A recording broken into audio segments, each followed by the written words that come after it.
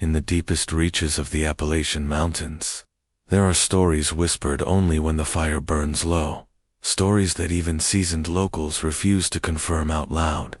One of the most chilling among them is the legend of the Hughes Bloodline, families so cursed, so deeply twisted by inbreeding, that their very existence has become an unspeakable stain on the land.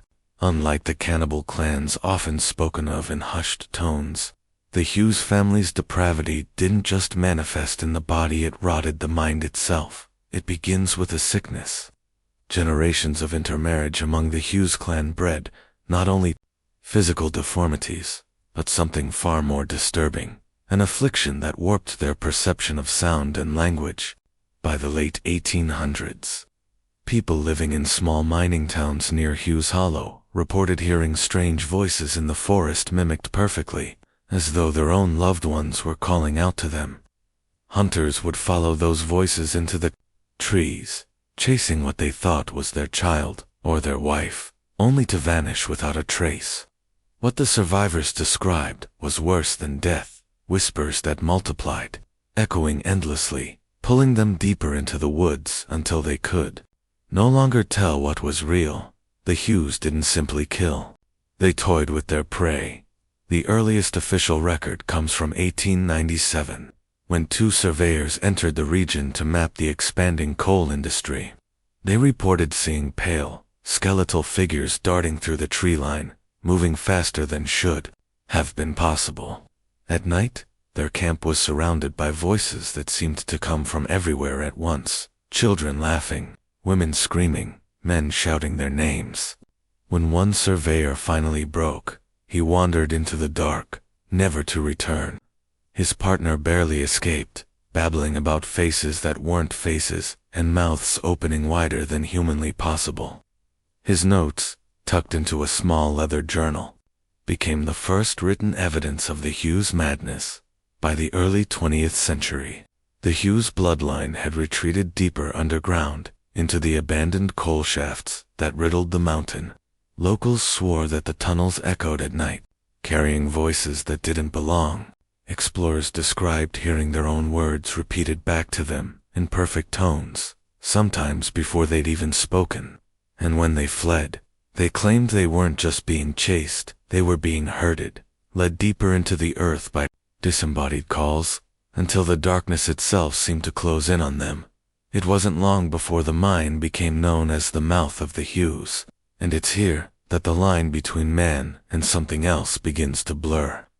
Witnesses spoke of creatures lurking within, pale and hunched, their ears elongated, their skulls twisted, their lips cracked from repeating sounds endlessly. They didn't speak language as you or I do. They repeated fragments, screams, prayers, even the cries of animals.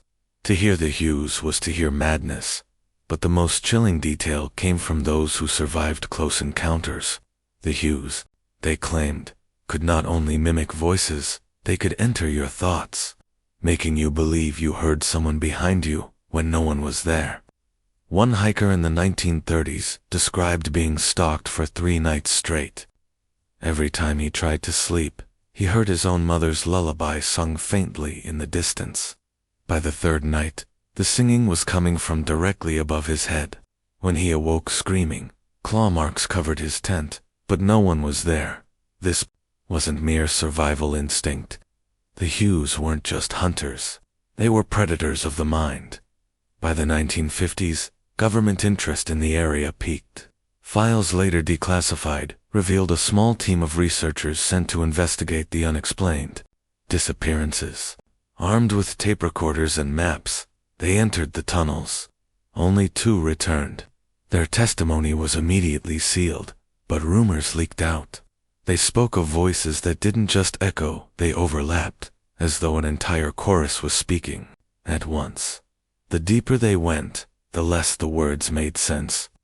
By the end, the sounds weren't human at all. The men insisted they saw shadows writhing against the walls, shapes without bodies, and figures crouching in the corners, repeating everything they said in distorted tones. The Hughes family had become something more than human, a lineage mutated by inbreeding, isolation, and whatever curse had infected that mountain. They weren't just deformed, they weren't just insane. They had learned how to unmake the sanity of anyone who entered their world. Even now, locals warn never to answer a voice you hear in the woods, because it might not be who you think it is. They say if you hear your own name whispered back to you from the trees, run. Because the Hughes are still down there, deep beneath the Appalachians, waiting in the dark, repeating the words of their victims until the line between your voice and theirs no longer exists. And if you're unlucky enough to hear them, they'll already know your name. The Hughes legend might have remained nothing more than a ghost story, if not for the disappearances. In the decades following the government's failed expedition, the woods around Hughes Hollow became a dead zone on local maps. A place hunters, hikers, and even law enforcement refused to enter. But not everyone stayed away. Adventurers, drawn by morbid curiosity, began venturing into the forests. Few returned, and those who did carried stories that rattled even the most skeptical ears. In 1972, two college students from Ohio decided to camp near the abandoned mine entrance, determined to prove the Hughes myth was just Appalachian folklore. On the first night, they recorded faint voices on their cassette tapes, one male, one female whispering words they couldn't understand. When they played the tape back by the fire, both students froze. The voices were whispering their names. They tried to leave the next morning, but the trail markers they'd placed had been rearranged. Every path seemed to lead back to the mine.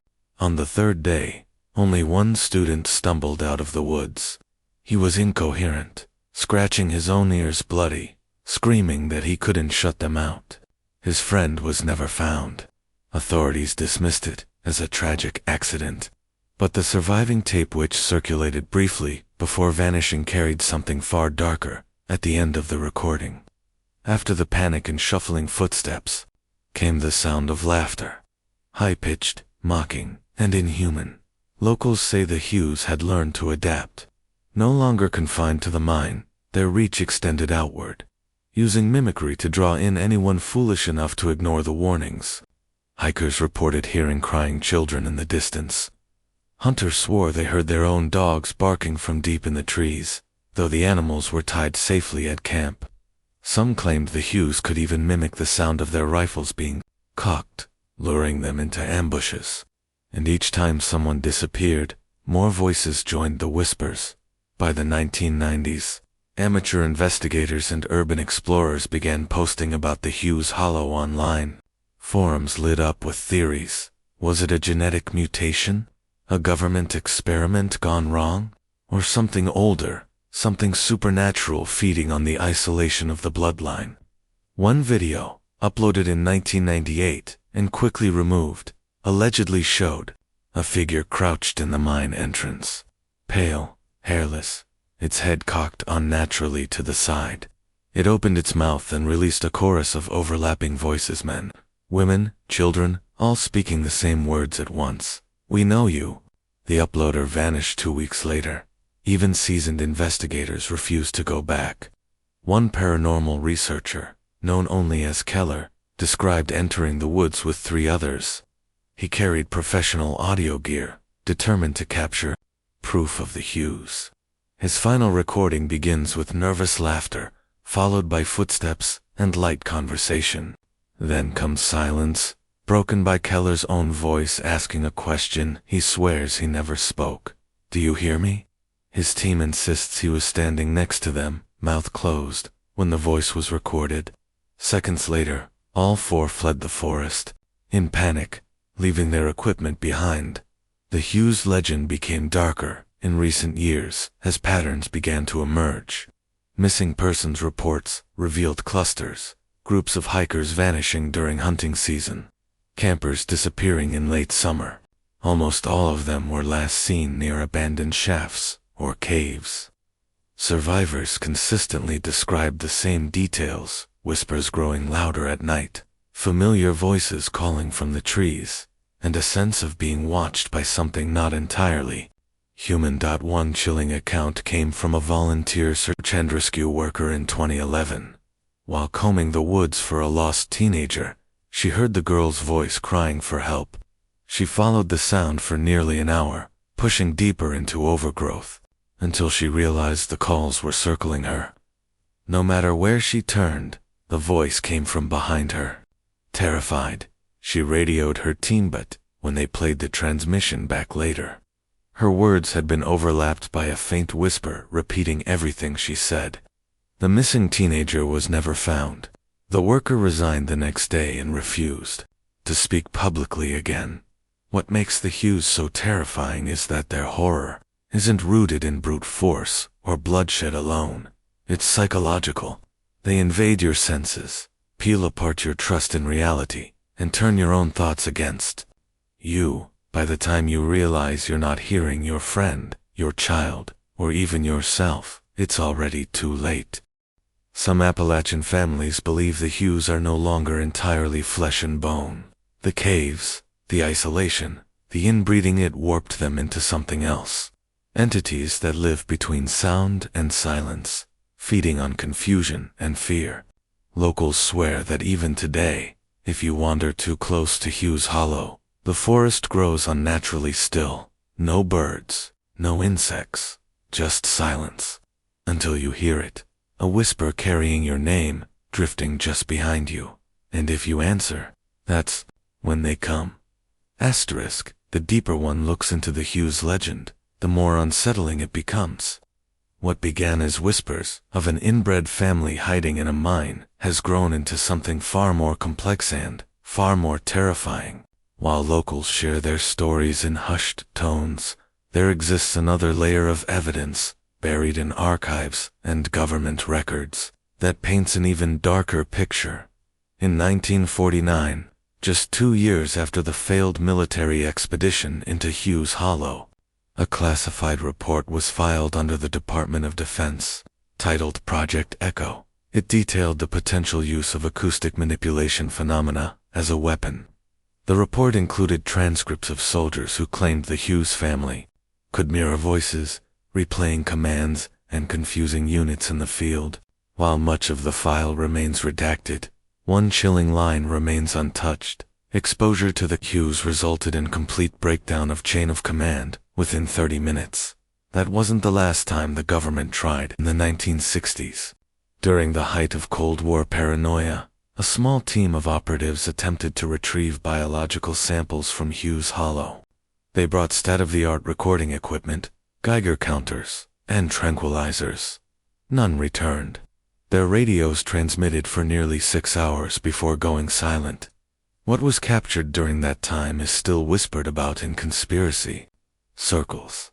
The sound of dozens of voices speaking at once, layered over the operative's own transmissions, mocking and repeating every command. The last words recorded before static took over were, "You belong to us now." Why did the government abandon its interest? Some believe they realized the Hughes weren't a controllable asset, but a threat that could not be contained. Others argue the Hughes were left alone because the cost of engagement was too high.